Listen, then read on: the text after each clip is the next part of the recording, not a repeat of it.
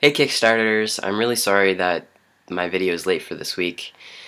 Basically, school has consumed my life, and then I flew back to Nova Scotia for the reading week to be with my family and friends, and it's just been pretty crazy. I haven't really had any time to myself to make videos, so I'm finally getting around to it today. So this week's topic, we're discussing resources.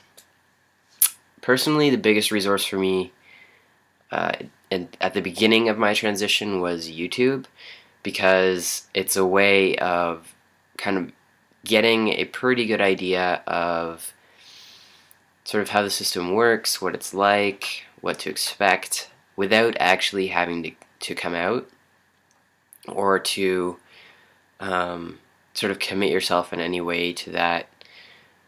So it's really awesome when you're first coming out, because I know when I was first kind of struggling with things, the last thing I wanted to do really was, I don't know, go to group meetings about it.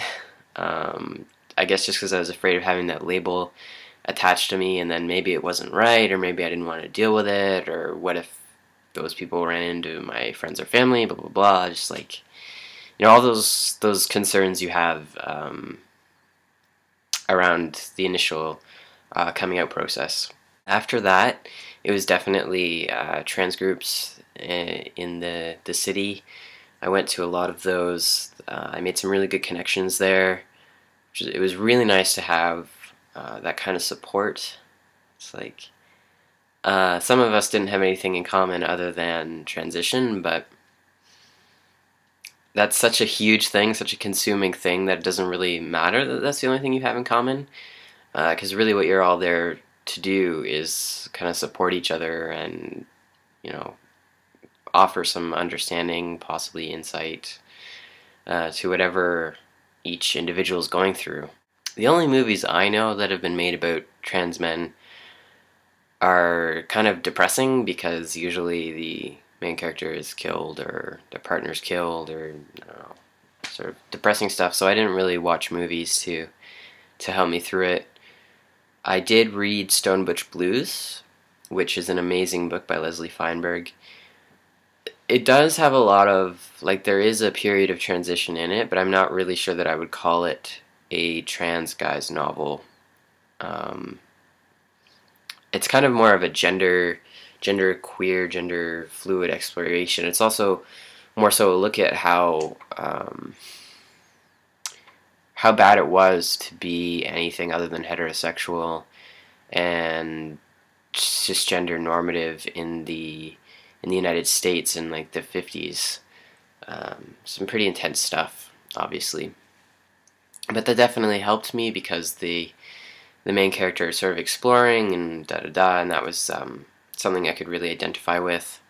Later on, I familiarized myself with S. Bear Bergman and Ivan E. Coyote, who are amazing authors. If you haven't heard of them or read their stuff, definitely check them out.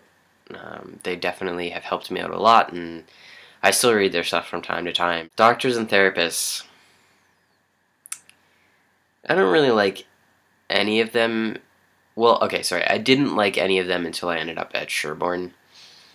Sherborne obviously is a totally different story, because there's an entire floor dedicated to the LGBT community, and so I don't really have to deal with the shit that I had with other doctors now that I'm at Sherborne, because they're obviously educated, they're knowledgeable.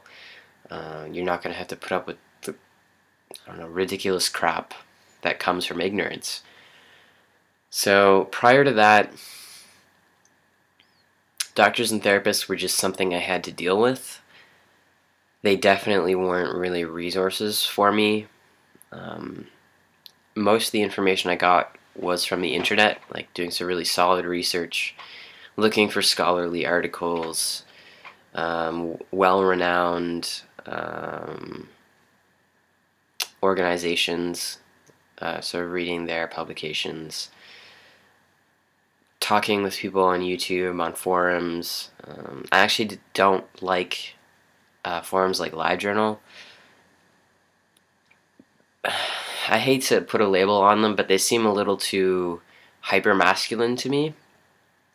And I don't like to be in an atmosphere like that, and I don't think that's conducive to people who are falling anywhere under the trans spectrum. I mean, some people obviously fall under, they want to be burly, super masculine guys, and that's totally okay. But if the atmosphere in a community is supposed to be welcoming to all trans identified persons, then obviously it's not. If it's a hyper masculine atmosphere. So that's my only thing about a lot of the forums I run into, specifically on LiveJournal. That's about as much as I can say about resources. Unfortunately, they are hard to find in the beginning, but once you sort of crack into any kind of interaction with material, you start to learn where to look and how to look for it, and then you realize that there is actually a fair amount out there. It's just not